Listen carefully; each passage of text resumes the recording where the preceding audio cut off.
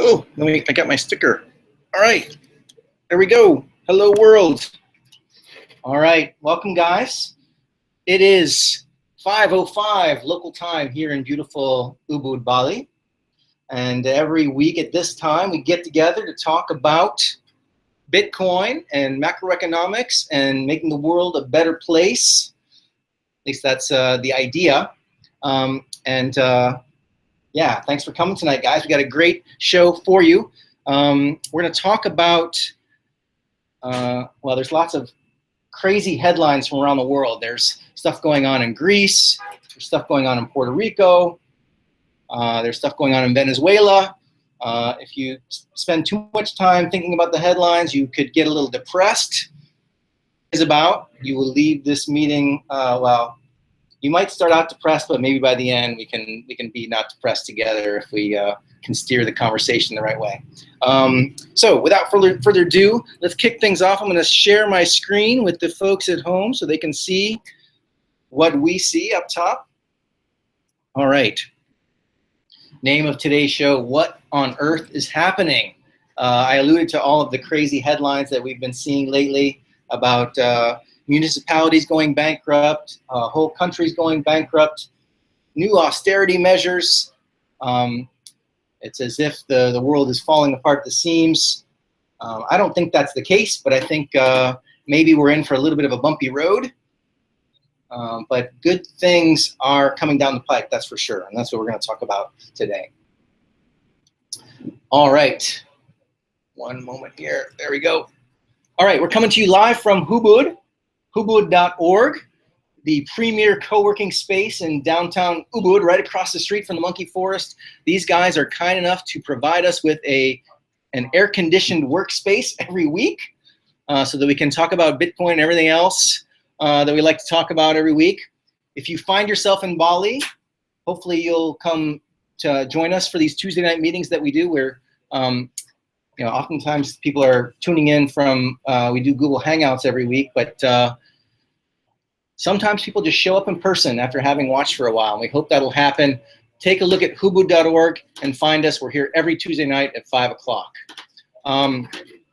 After today's show, we're going to go over to Bali, Bohemia. You know, we're building a Bitcoin economy here in Ubud, and Bali, Bohemia is the latest merchant to accept Bitcoin.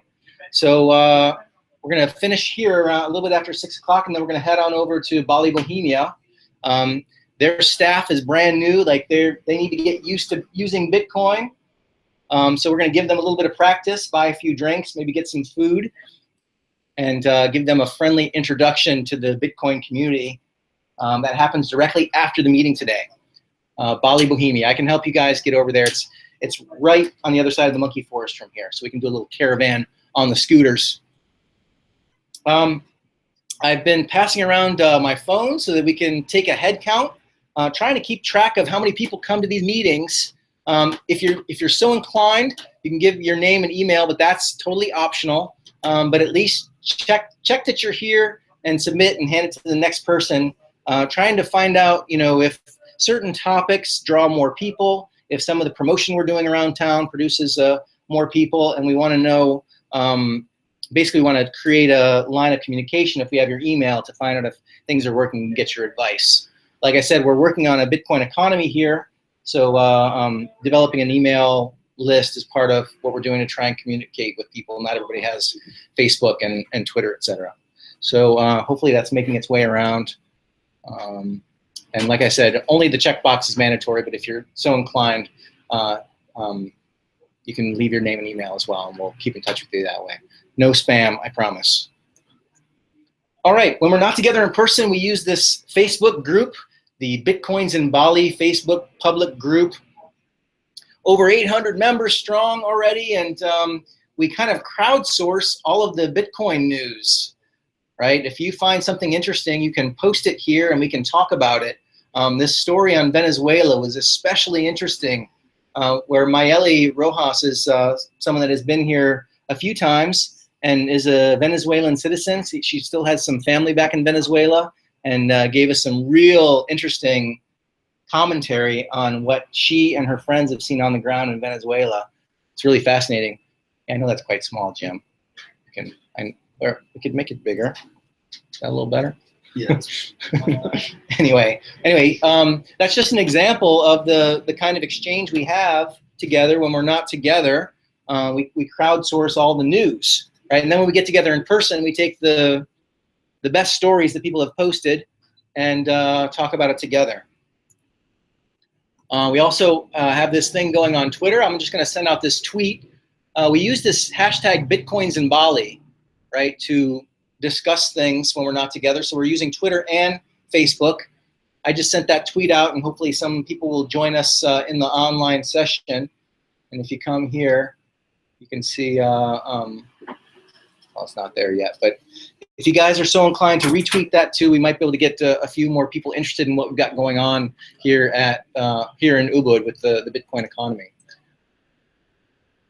Local news, we've got this Bali Startuppers meetup group. Have any of you been to this thing already?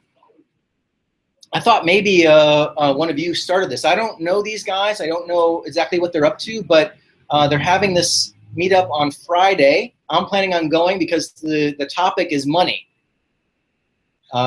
Very simple topic. No, as far as I can tell, that's the only topic is money. So money is my favorite topic, not earning it, but how it works. Hopefully it's not going to be like a get-rich-quick scheme or something. But where is it? It's Les Buku. Umalas? Do you know where that is? Umalas North of, Krobokan. Okay. But it is about angel investing. So okay. Well, I'm planning on going. If anyone else wants to caravan over there, just see me afterward, and we'll check it out together. It's about an hour away from here. Tomorrow night at Black's Beach, they are screening The Big Short. Has everyone seen The Big Short already? I've seen it twice already. But it's definitely, it's Hollywood's treatment of the 2008 global financial crisis. It's very entertaining. It's got Steve Carell and Brad Pitt and some big name Hollywood stars. Do you guys need a chair? You guys we can get a chair for you guys. Anyway, make yourself at home. We should be able to get some more seating if you need it. Thank you very much. So everybody is checked in? No. Oh, okay. Okay. Let me know if you have trouble with that. Tomorrow night, I don't have all the details, but I'll create I will create an event. I'm planning on watching this movie, The Big Short, tomorrow at Black's Beach, and I'll put the details in the Facebook group, and we can go check that out and talk about it after the fact.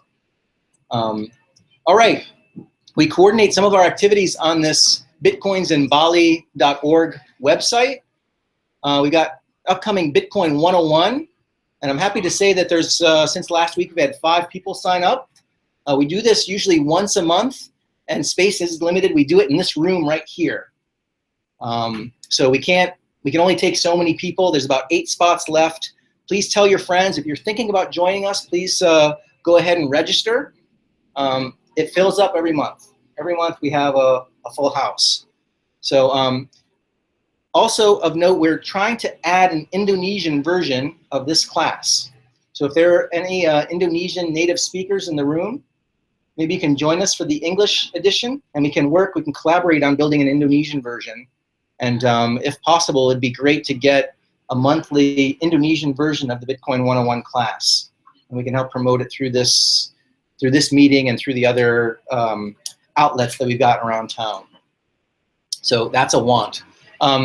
It is a group effort. We're looking for help and getting involved. Like I said, we need the Indonesian volunteer to give this Bitcoin 101 class, but we're also looking for help. If you go to bitcoinsinbali.org/get-involved, there's a long list of stuff that we're looking for help with. Everything from copywriting to web design to, I've actually got this thing in mind, this Bali Bitcoin month that is in the development stages. So if you're an event planner, we even need your help. So get involved, head on over to this bitcoinsinbali.org/get-involved and take a look at the stuff that we're working on. Maybe you can join us and help us a little bit if you're so inclined. All right, more news. Have you guys heard about this thing, Slockit? Slockit, one of our Bitcoins in Bali regulars, is now working for this blockchain company called Slockit. I won't go into too much detail, but basically what it does is it allows you to use Bitcoin and Ethereum to lock and share anything that you own. So if you have a villa that you rent, you can put a Slockit lock on your villa, and then someone can show up with their phone and unlock the villa during the time that they're renting it. And at the end of their rental period, they shut the door and Slockit locks it, and nobody else can get in, or the next renter can get in, or the cleaning lady maybe can get in. Who's your friend working with? Griff Green. Did you meet Griff Green when he was through here? Anyway, I am going to do an interview with him live using the same format that I do for this show. We're going to schedule it for Thursday morning. I'll post that in the Facebook group, and you can tune in online, or you can watch it later on the YouTube channel that we've got. But take a look at this slock.it website. You can learn a little bit. If you have any questions for Griff before I have the interview, you can send them to me, and I'll bring it up during the interview as well. Really slick technology built on Ethereum and Bitcoin. Okay, I just mentioned the YouTube channel. All of these shows, if you ever can't join us, they end up getting posted to this YouTube channel. So check out the YouTube channel when you can, and if you ever miss being here in person, you can check the replay there. All right, let's talk about price. We are in Indonesia, and we have a very large liquid market for Bitcoin in Indonesia, thanks to the kind folks at bitcoin.co.id. And we're over the mental threshold of 6 million Indonesian rupiah for one Bitcoin, right? On a volume of about 567 Bitcoins for the last 24 hours. So if you don't already have an account on bitcoin.co.id, check them out. It's really a good way to buy if you've got a bank account here in Indonesia. Buy, sell, and trade. Most people, let's skip the volatility numbers for the sake of time here, guys. Most people think of the price in US dollars. Right now, the going price global average, $461.49. That's up quite a bit from last week. Do you guys remember last week we were down around, I don't know, 445, 450, and we had a huge movement to the north. And we're kind of basically consolidating on a higher price up here around 460.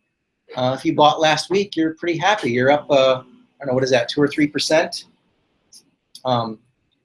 This, by the way, is our Bitcoin time machine, where we can see, we can go back in time 1 week, go back 1 month, and you can see there's been quite a lot of positive movement. And even in the last year, we're still at all-time highs for the last year in Bitcoin. So, you know, last week we talked about the halving day that's coming in July. It looks like there's definitely some upward pressure on the Bitcoin price as we approach the halving day in July. Speaking of halving day and the Bitcoin price, did you guys see this? There has been an awakening post. This has been, I just posted it, I think earlier today on the Bitcoins in Bali site, but it has gotten a lot of attention in the Bitcoin community.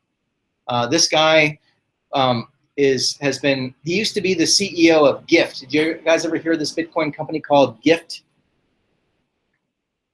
Anyway, he's been involved with Bitcoin for quite a while, and he made a prediction 1 year ago that the Bitcoin price would be moving sideways. And he cited a bunch of things. For one, Bitcoin is not a currency, it's a commodity. Mainstream consumer adoption has been lagging. By the way, that's what we're trying to work on with our little experiment here in Ubud, trying to create user adoption and end user consumer adoption. The world has seen lots of merchants accept Bitcoin, but we haven't seen that many people walking around with Bitcoin on their phone. But that tide is changing. Smart contracts, a year ago, they really didn't exist. With the Slockit example, we've got these smart contracts that are allowing people to use Bitcoin to open a lock and use it on a contract with the Internet of Things. So that has come to fruition. A year ago, merchant adoption was outpacing consumer demand But if you look down here, that differential has been changing. Merchant adoption has slowed, and consumers are catching up, mainly early adopters, but the delta between the two has virtually reversed. So we've got more and more actual people walking around with Bitcoin on their phone, spending their Bitcoin, much like we're going to do later tonight at Bali, Bohemia. So we've been doing this Bitcoin 101 for 2 years now, trying to catch up with consumer adoption, and all the while also signing up merchants like Kismet and Bali Bohemia and Cinnamon Coffee and the Viceroy Hotel, et cetera, et cetera. So we can see a little microcosm here in Ubud on the Bitcoin kind of grand shifts of the global market. We can see that right here at home, which is kind of cool. All right. Does anybody know what this this mea culpa is? Yeah, you saw this? Yeah. The Craig Wright? Yes. They found out who Satoshi is. Yes, we thought we found out who Satoshi was. And we talked about it at length last week. Who was here last week when we talked about Craig Wright? Dr. Craig Wright. Now, he has simplified his website greatly, very recently. There's not, this is like the navigation here is awesome. I mean, it's, it's very succinct. But basically, let's go to the next story. Craig Wright, most recent alleged inventor of Bitcoin, says, "I'm sorry," and quits. And I like how Silicon Angel used my graphic from last week. The wrapping Craig Wright, "I am Slim Satoshi." He chose the picture that we used for the show last week. But anyway, what he's, it's very cryptic. I won't bother reading it for you. You can take a look at it yourself. But he doesn't actually say, "I'm not Satoshi." He says, "I can't handle the pressure. I'm sorry to John Matonis and Gavin Andreessen. I hope their reputations can make it," because both Gavin Andreessen and John Matonis, old school Bitcoin gurus, really, blogged on their personal blog, "Yes, this guy is Satoshi," and well, it turns out at least something's going on that we don't understand. It seems like maybe he had a relationship with some of the early Bitcoin people. But last week we kind of talked. There was something just not right about the guy, and if you were a poker player, you could kind of tell like he wasn't really telling the truth, or something was fishy. And lo and behold, between last week's show and today, we've got this very weird, cryptic. I mean, you kind of did a little dissection of it, Stephen, which was excellent. Like, grammatical dissection. Yes, yeah. like what does he mean here? What's he talking about? And anyway. I feel vindicated because I had a very strong position last week that this guy, there's no way this guy is Satoshi. I'll bet all my Bitcoins that it's not him. And well, would you? I did. Did you want to take that bet? I mean, Gavin Andreessen and John Matonis, I know that like they're very important, but I think even more important is Ian Grigg, he's been in financial cryptography and complementary currencies since 1995. He's had he formed a very early PGP email discussion group from early 2000 on, and it's very possible that Craig Wright was in that group, as well as other people in the financial cryptography website. I don't know if I've posted the link to it before in the Bitcoins in Bali page, but he is really qualified, to know who the early people were in Bitcoin's creation. And did he come out with a position on this? He says that Craig Wright is 5 to 10 years ahead of everyone on Bitcoin right now. Really? Yeah. Even if he's not Satoshi, he is still, he's thinking way down the road. Thinking far down the road. Yeah. But just privately, to drop another one like Satoshi did. So. Well, I did get some comments after last week's show that to the effect of, Satoshi's not God. He could be a really weird guy who's not very good in front of the camera and, doesn't make eye contact and is very nervous about all this attention. So. But why couldn't he just do that one movement of Bitcoin from its private? Yeah, well, you would think that somebody. I mean, he's obviously intelligent. He does understand how this stuff works, and it's a very simple proof to show that he has control over those early Bitcoins that most people would acknowledge belong to Satoshi, whoever he is. But yeah, we haven't seen that. So And the proof he posted was really embarrassing. it was, yes, it was poorly written, which doesn't really match Satoshi's style, and it was not proof at all. Didn't prove anything. It just kind of gave a generic description of how one would prove something. Is that what he was trying to do? Well, I mean, some people are like, maybe he is Satoshi and he's acting like a weirdo to throw people off the trail. There's all kinds of game theory, like, you know, of course he's Satoshi because he's so smart that he would act like an idiot, so no one would think he was Satoshi. I don't know. If he is, he's a pretty good actor. But anyway, the soap opera continues. I love this stuff because it means we have something to laugh at and make fun of and speculate about, and every week it never ceases to amaze me. We've always got something new to talk about every week. Okay, so here's the damage. I saw this on Coin Academy, which is a great place to learn about Bitcoin, by the way. But Andreessen's commit access hangs in the balance following right exit. So immediately following Gavin Andreessen's acknowledgement that this is Satoshi, I think it's Satoshi, you know, via his blog, the core developers thought that maybe his account had been hacked.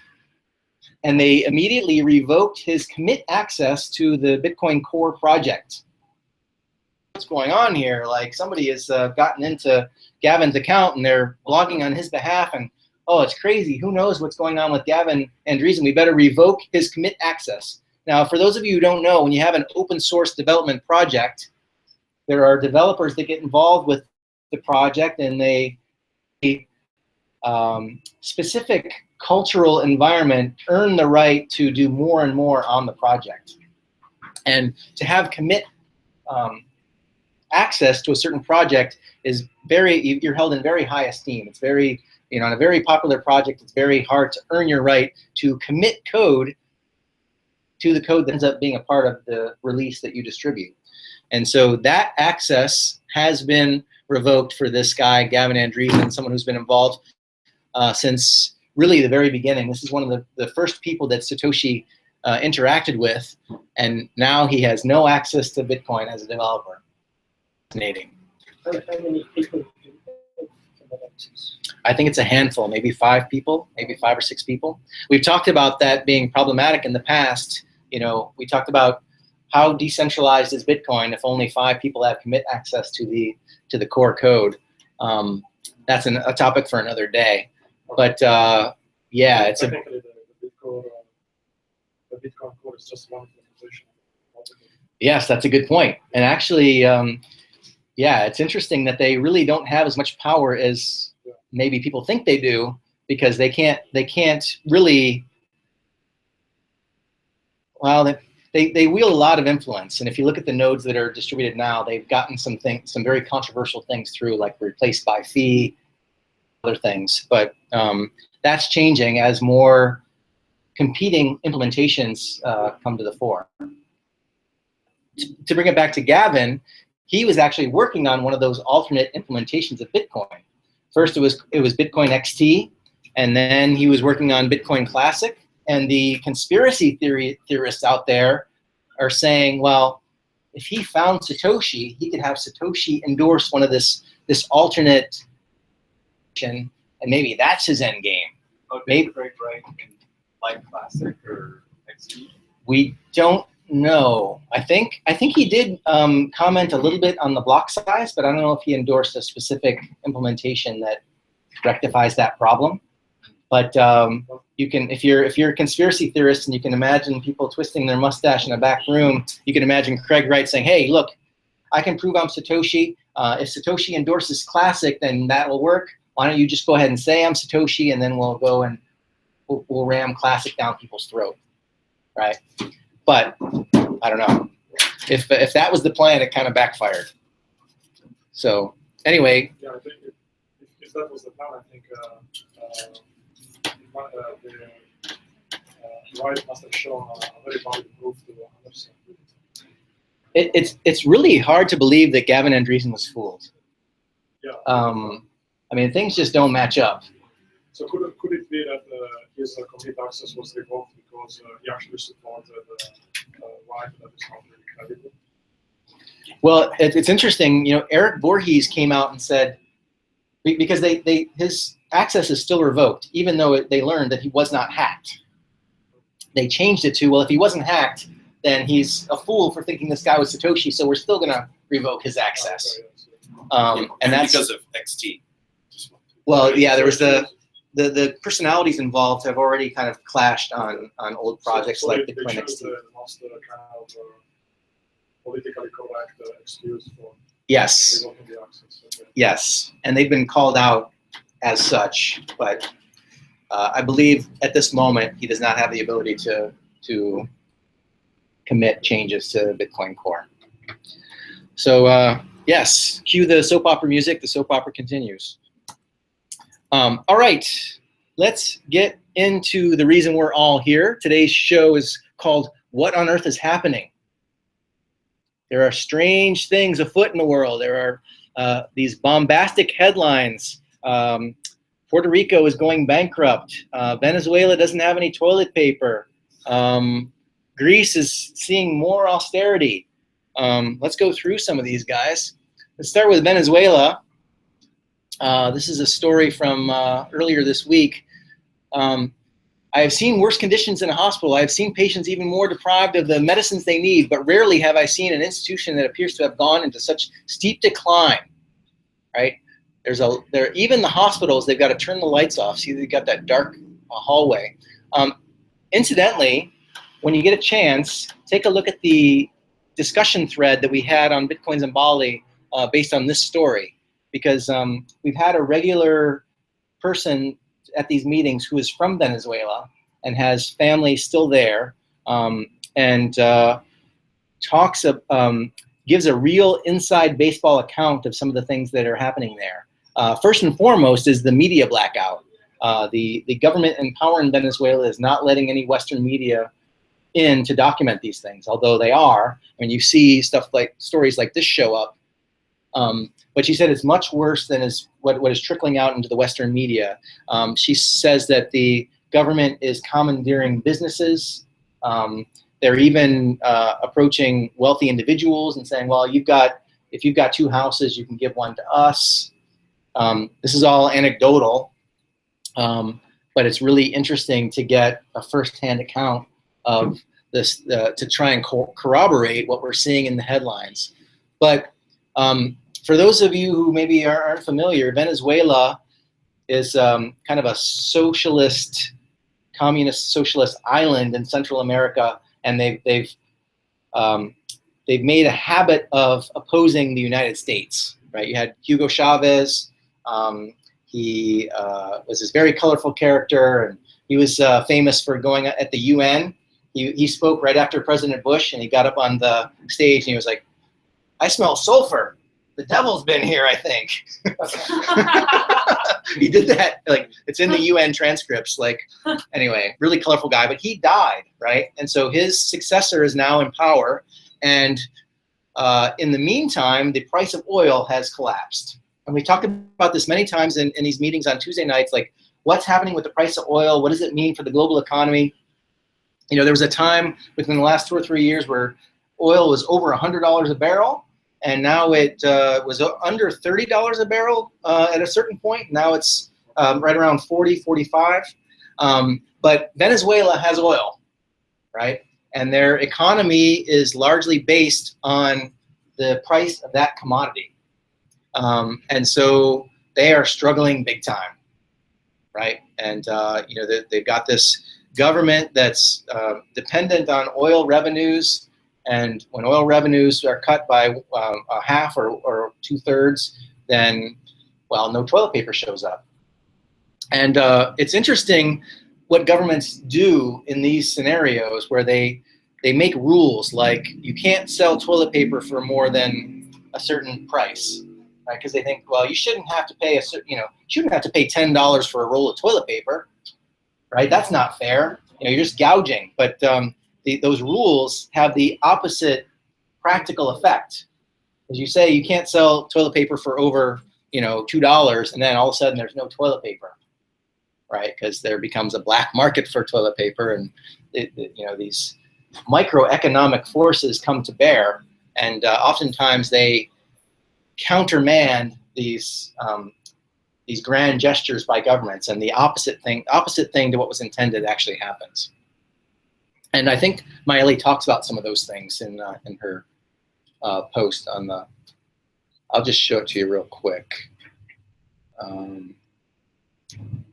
Where is it? It's this post right here, and that's Maeli right there, and she goes on at length.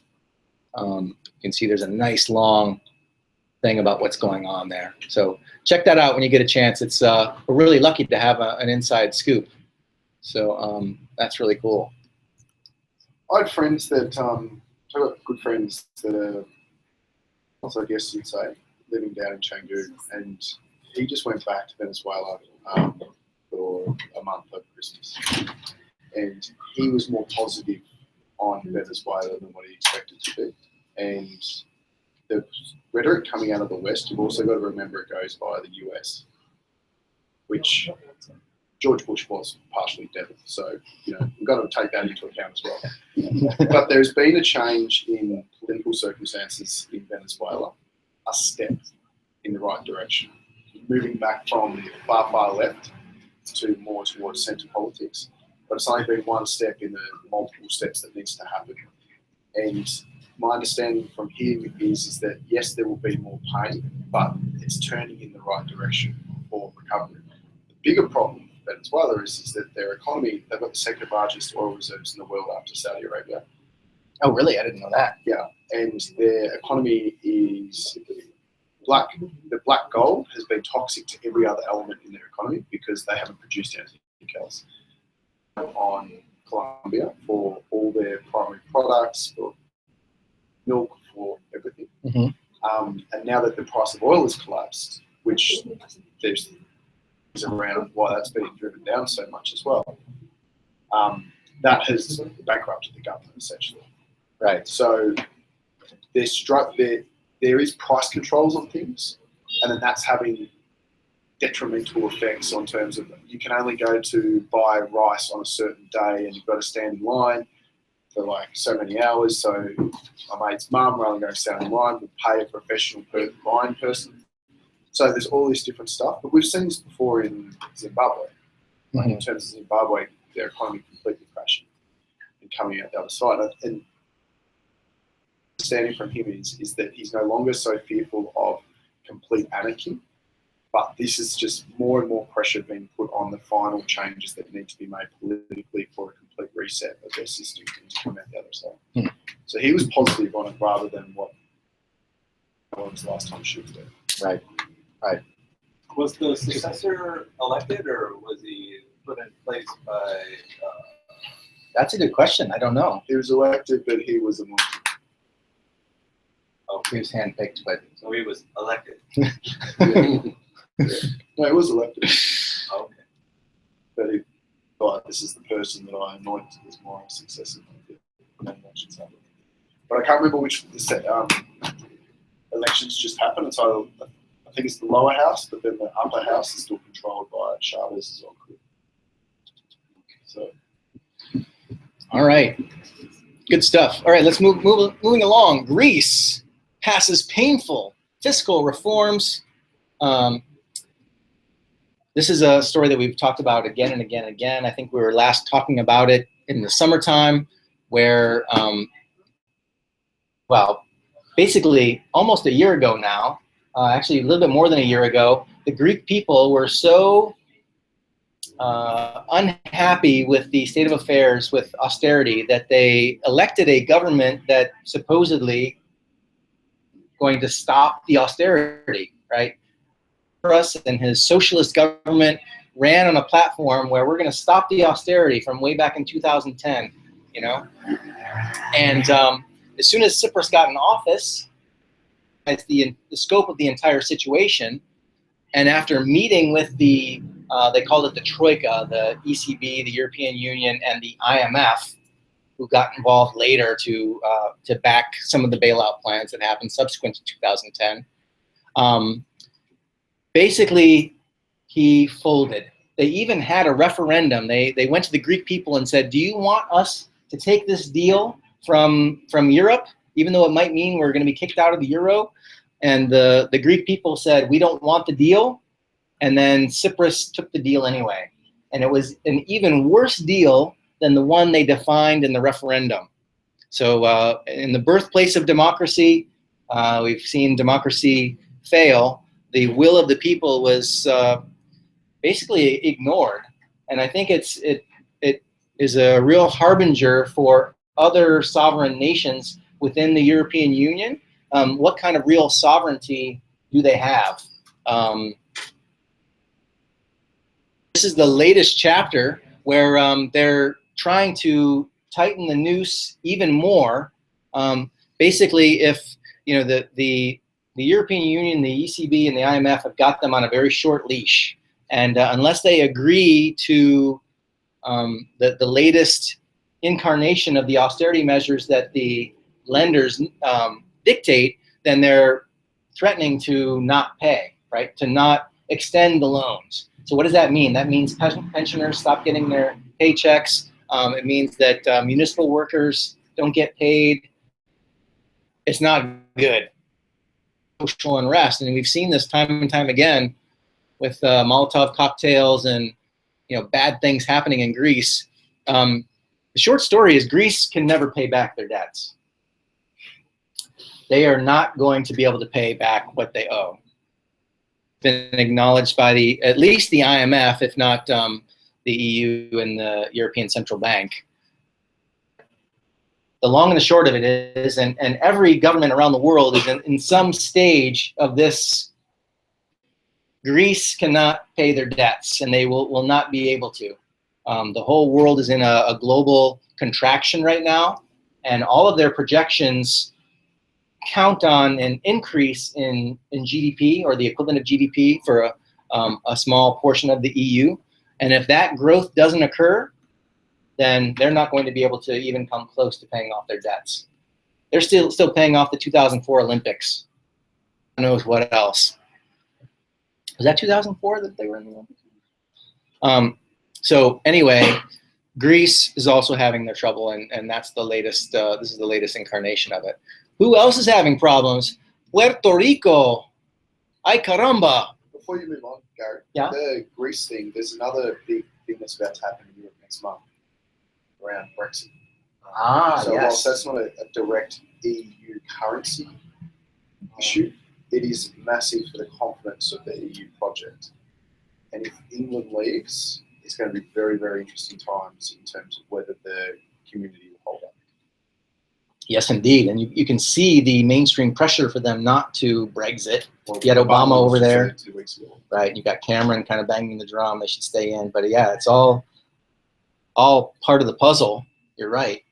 Something happens significantly next week? No, not next week. I think it's June. 23rd June. Yeah. Then Are they going to vote on there's it? a referendum on it. Right. Get your popcorn. And it's pretty neck and neck, I think, at the moment. Slight positive to stay. Interesting.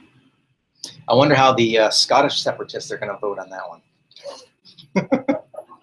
Well, I think on the back of that triggers an automatic referendum for them on whether they want to stay in the UK or they want to align themselves with. Huh.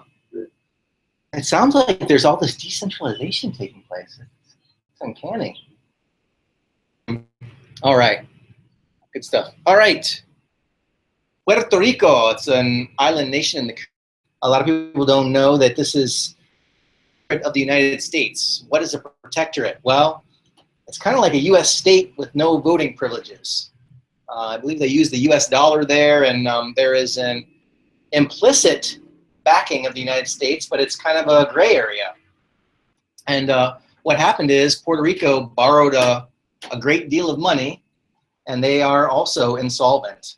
They will also not pay back their debts, and because it's kind of a gray area with regard to whether they're a U.S. state or not. Can they appeal to the U.S. government to bail them out or not? Now, what's interesting in this story is about a really weird, strange, disingenuous relationship between the United States and Puerto Rico that allows the executive branch of the U.S. government to give money to the Puerto Ricans through a tax loophole, right? So actually the people in Puerto Rico can pay their tax, but they get it all back through some sort of U.S. tax mechanism. And this, I don't fully understand it, but this story talks about it.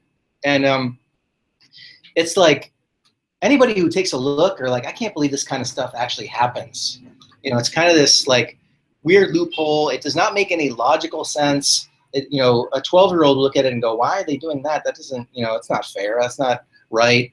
I think they, some people within the Congress are suing the executive branch because they're saying that what they did was illegal. So this is also popcorn worthy out of Puerto Rico. They're broke and they've got this strange relationship with the United States, and it just gets weirder and weirder. I think what we can say is that it follows the trend of governments becoming insolvent, spending way too much money, and then the Puerto Rican people holding the bag, or probably the U.S. taxpayers holding the bag at the end of the day. A wrinkle in this is that in 1984 there was a provision wrote in that territories can't declare bankruptcy. So U.S. territories aren't allowed to declare bankruptcy, preventing them from relieving their credit or their debts on Really? These loans. So what happens? They can't declare bankruptcy. They can't pay. Probably doesn't go into that much detail, right? It's no, you have to pay. I can't pay, but you have to. It's one sentence in this bill that says as a U.S. territory, you cannot declare bankruptcy. There's a really good John Oliver takedown this last week. Yeah. Oh, really? Yeah. Okay. It's like a 15-minute takedown. I have to check that out. I haven't seen that. And some cities declare bankruptcy, like Detroit. So a U.S. you can, but as a U.S. territory, Puerto Rico is not really a state. They're separate. Just declare independence. All right. I'm going to push ahead here, guys, because we're starting to run low on time. We've also got Donald Trump here explaining to. I like that picture. That's a good one. Explaining how he's going to renegotiate the U.S.'s debt. He's like, I love debt. I like to play with it. And all debts can be renegotiated. And with rates so low right now, we're just going to renegotiate the U.S. debts and take the lower rates. I mean, rates are at zero. We're just going to renegotiate all that debt. He's done a lot of backpedaling since then, and I encourage you to look at the story. It's just more weirdness. It's more broke governments and the death throes that we're in to try and solve these problems. The ridiculous nature of the proposed solutions is comical and entertaining. So I'm drawing that to your attention. Please check it out. What I really want to get to is this idea. I want to discuss this with you. We started about 5 minutes late, so we'll go 5 minutes over the hour on this. Switzerland will hold the world's first universal basic income referendum. Does everybody here understand what universal basic income is? Okay, not too many. All right, in that case, I'm going to show you a little primer here. When we talk about basic income, we should be clear that we are talking about unconditional basic income, which means that everybody gets a monthly basic income without having to give something in return. Basic income is meant to improve general living conditions and make it possible for everybody not simply to survive, but to participate in society. Furthermore, the right to work will change into a right to exist. Nobody will be forced to work while it's still possible and made an incentive to work. There are several reasons why a discussion about basic income is necessary, especially with the ongoing automation in every economical sector, which is happening right now. Self-driving cars, warehouse bots, software bots, salesman bots, and everything you could possibly think of. And those bots do not represent a small amount of the workforce. This is a list of jobs ranked by the number of people who perform them. All of these jobs already exist for over 50 years, and almost all of them are easy targets for automation. The only new job introduced with the advances in technology is on place 33. The unemployment rate was 25%. The jobs above are 45%. This list only represents the US workforce, but nonetheless, if implemented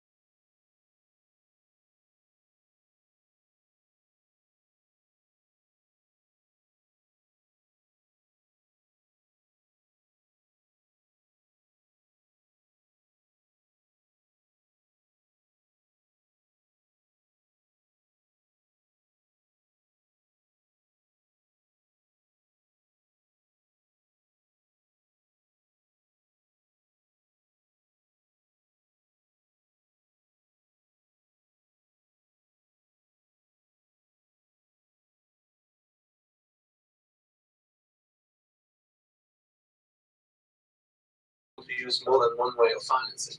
For example, as an addition to income tax, also taxing certain products different. To face some complaints about basic income from the beginning, basic income won't be implemented with $2,000 at day one, as the robot revolution won't take 45% of jobs by tomorrow. It will slowly rise, and at first won't make a huge difference to your income, and certainly it won't make you rich. It will give you a certain standard, including the freedom to choose to work. Automate. If you can't, improve the work environment so people want to do it. If it gets possible or cheaper to automate it. Or do it yourself. Basic income would be a solution for the ongoing automation process, but there are more things that we would directly benefit from. It would reduce overall poverty and crime. It would make the government's bureaucracy more transparent and efficient. People who are handicapped would get better treatment, included better in society, and not seen as a burden to society. Productivity would rise on both sides, through automation on one and through the passion of people on the other. And for all that we need more growth people, even the economy will profit because everybody is able to spend more money. Besides these important changes for society as a whole, each person on their own can spend time with things they love and enjoy. Of course, basic income won't be solving every problem we need to fix in the future, but it's an important idea we need to understand and improve to create a world worth living for everyone.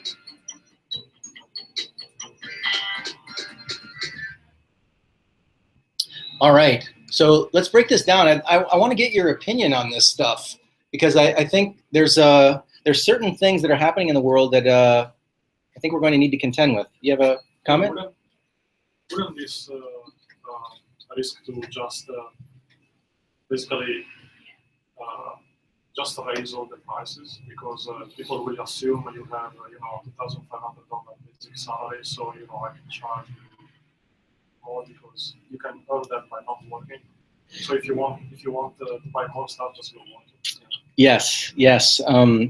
That is a legitimate, logical criticism. Will all prices rise to meet this new influx of income? No, because there's no new influx of income. You don't just print money, in which case it's just inflation. But you just redistribute. In the simplest case, you take all the welfare payments, you stop them, you just spread them evenly on everybody. And in that case, not much changes. It's just another way of running a welfare state. Well, if you take the taxation example that they put up on the screen, what you're doing is you're taking, if there's a certain segment of society that's not paying any tax, right? And there's a certain segment that's also getting the universal basic income, but they're also being taxed so that they can pay the universal basic income for the segment of the economy that can't afford it. And it's a wealth redistribution mechanism that takes some money that would have gone into the bank account to someone who's very rich, and it goes into the bank account of someone who's poor, who spends that money, right? They don't put it in their bank account or buy a house or let it sit somewhere. It goes to someone who needs to feed themselves that day, and thus fuels economic activity. Wouldn't it increase the overall number of people in an economy that can afford a certain good? So if competition's there, then it shouldn't matter, right? You just increase the supply and lower the price. Mm-hmm. If you increase the supply, that could lower.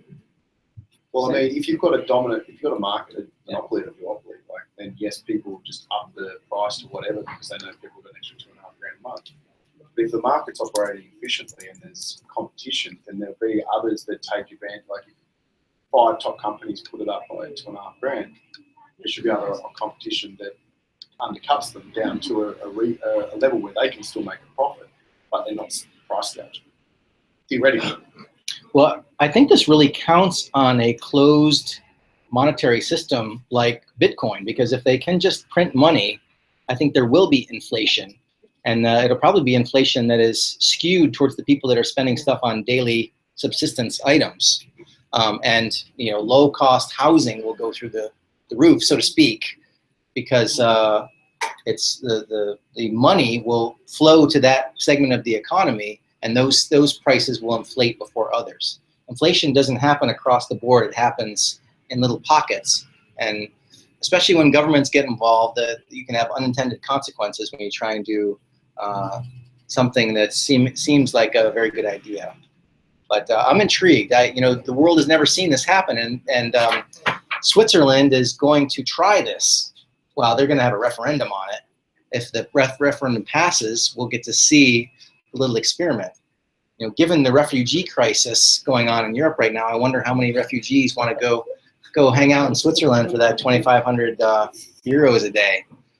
With the housing you talk about, I think there should be, eventually it should decrease, because there's no longer the demand. It's a supply and demand issue in housing, right? And there's no longer such a centralized demand to have to be around specific workplaces, right? So as things are automating and the work opportunities move more online, you can be wherever. So you can choose where to live. So no longer do you have to live in central New York or to be in the financial services or Beijing. Or you can actually move out, because now you have access to be able to be anywhere, wherever you choose, and work via online, so you can go and live in Bali or a cheaper property price. Mm-hmm. There will still be places that are extremely high, like I mentioned, California and stuff like that, where because it's a leisure pursuit option as opposed to a work option. But in Australia, it's got some of the most expensive property prices in the world, in the most sparsely populated country in the world, which is absolutely ridiculous. But it's because that Sydney and Melbourne have half the country's population, so they've really centralised the workforce in two places. So supply and demand of those properties are and people have to live there because that's where the jobs are. Exactly. Yeah. So if the jobs can now be remote and more automation comes into what jobs are happening there, then theoretically you can go wherever you want. Mm-hmm. Well, that's another point made in the video that I would like your opinion on. He's saying that 45% of the top jobs in the States, I think his numbers were from, will be automated away. Humans need not apply. You're not going to have a guy taking your order at McDonald's anymore. You're going to have a touch screen. You're not going to have a factory worker. You're going to have a robotic arm.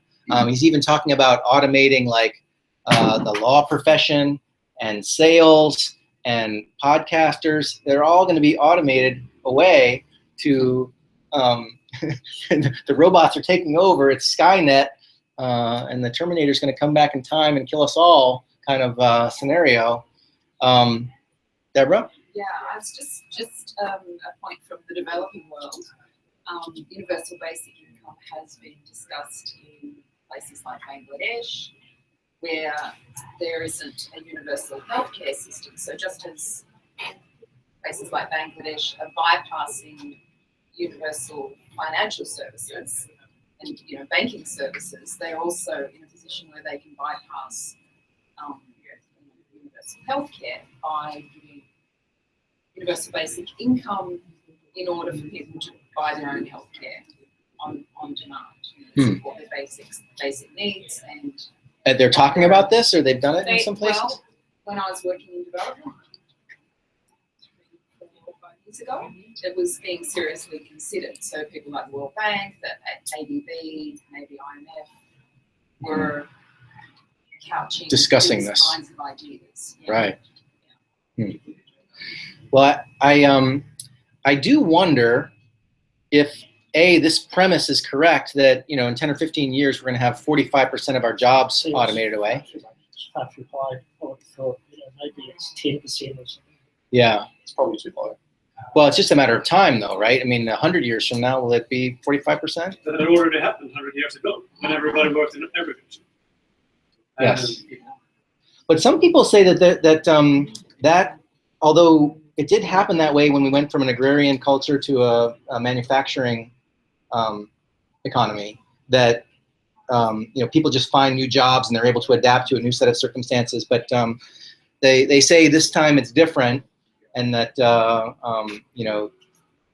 there's just no way for us to employ that many people in some sort of economy where all of the drudgery work is done for us.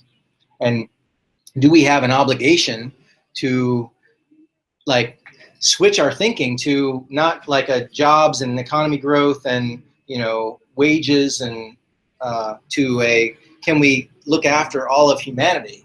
Because there's not going to be, we're going to exist in a different paradigm where people don't have to work in order to get all their needs met. And corporations are not going to have a consumer base to consume based on the wage money exchange paradigm. So where does that leave us? Do we have to start thinking about giving away our effort and collaborating together to make sure that everyone's looked after? Or do we just let a bunch of people die and the planet has 25% as many people and the robots are, you know, shining our shoes and brushing our teeth for us? What will happen to all the cheap products we are enjoying here in the West, which are produced by developing nations, like you mentioned Bangladesh, and Chinese people assembling our electronics? If these people get the basic income, they're not pressured to work in this kind of mundane jobs. I'm just thinking, will this automation really be scalable also in the developing nations? Most of our energy is produced by oil. This automation. It's a good question. It's a good question. Your so-called developing nations are also ones that are investing heavily in automation as well. It's not just about a couple of developing nations that are investing in this. So this is something that those nations are well aware of. Still, most of our clothes are from Bangladesh, these kind of places. China does Apple's electronics. If you look at India and China, especially in China, it's one of the biggest countries that's investing in a lot of automation technologies. The other ones in Asia being, I think, South Korea and Japan. That's a whole context. But yeah, it's gonna. It'll be interesting to follow how it turns out over the next. It's a different context. It's certainly a different context from the dawn of the Industrial Revolution, where they argued that there was much more less parity between different nations and different civilizations, actually. Whereas now you can put the argument that there's so much more parity in terms of access to information and access to goods and services that the context is very different. I think it, in large part, especially in places like China, it's an economic decision to use people versus automation. And as soon as the economic nexus tips towards automation, where it makes more sense to buy a $2 million machine than it does to house and feed and pay, 10,000 workers, that there could be a moment in time where, these guys show up for work and they're like, "Sorry, Charlie, we don't need you anymore." That would be sad. We've seen that happen in other contexts, so there's no reason to think that it couldn't happen again. It's a tough situation. On one hand, when you look at a country like China or India, you kind of have to divide the country into different zones and tiers and sectors. Similarly, instead of looking at it as one single country. Yes. In India, the southern part and the northern part, and very, very vastly different. In China, the coastal regions versus the more inner land western regions are very different. It's almost like comparing Germany versus Algeria in terms of the range. Every kind of metric is different. The dynamics is really different. And to echo your point, it's on China, it's tough. It's a tough situation. The government understands it, but it's just again, no one has ever seen something like the phenomenon like this before, and there's. Well, what do we do? What if 45% of the workforce is no longer necessary, and they're still breathing air, and they need to eat next week? What don't we have to give them? I mean, are we going to come to a point where we watch them die, or we decide to give them sustenance? I think a big thing will be, like say, the corporations still want consumers, so it sounds like... Yeah, I mean, they'll wither and die as well, right? So, they won't have the people to buy their goods. So it sounds like there will be some... There's going to have to be some good give and take. Yeah. Just to keep the whole economic wheel turning. Yes. Yes. And we're assuming that these people can't get other jobs and there won't be creation of new higher skilled jobs? Well, that remains to be seen. A lot of people are saying no, there's not going to be a new wave, but there's always been a new wave. I have a personal opinion that there's going to be like all kinds of mental illness that arises from. Seriously, I think the next industrial revolution or the economic revolution will be around personal psychology and mental health and addressing the concerns of all these people who've had their lives upturned and are no longer valuable by the old standards. And Legalize pot. Yes, but that's really just one generation because yeah, they can knock it out. Different, right? I don't know. That's pure speculation and maybe a little bit of hope on my part. But My biggest concern is who's going to control all this automation? Who's going to own all these robots? Who's going to own all this technology? Is there going to be just a bunch of 20 Zuckerbergs that control everything in the world and we're just pawns in a game? well, you got Ethereum to bring it full circle to bring back the crypto. I mean, you've got Ethereum organizations that could theoretically replace the corporations. Like Uber could be disintermediated by a distributed autonomous organization that runs itself. There could be taxis that get their own oil changes and get their own service and hires when they need to, all because they're able to earn money and spend money as they need, right? And you don't need a bureaucracy or a corporation. Perhaps the machines will disintermediate the. So how governments work. You mean like the car earns in money? Yep. Mm-hmm. Yep. The car picks up passengers. You know, we've got self-driving cars are coming down the pike, so to speak. Singapore's winning this year. Oh, in this year they're going to do it. My little brother works for Tesla, and he test drove a car that he said could. He drove from LA to Anaheim and didn't need to touch the wheel for like an hour or two. And if he ever needed to change lanes, he could just turn the blinker on, and as soon as the car had enough space, it would do it. And then if the car in front of it was getting too close, it would slow down. Sounds a bit boring. Pretty wild, yeah. Well, I mean, I Just smokes. read the Bitcoin headlines, man. Yeah, right. Anyway, we're out of time, guys. But very smart people in the room. Very good discussion.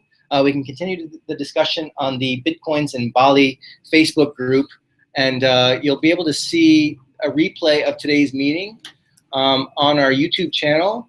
I hope you'll decide to subscribe.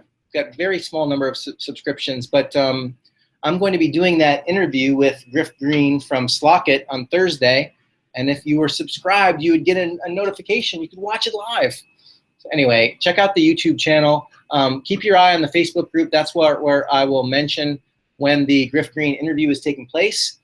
And in the meantime, we'll see you on Twitter, see you on Facebook, and see you right back here Tuesday night, 5 p.m. at beautiful Hubud, hubud.org. Thanks for coming tonight, guys, and we'll see you next week.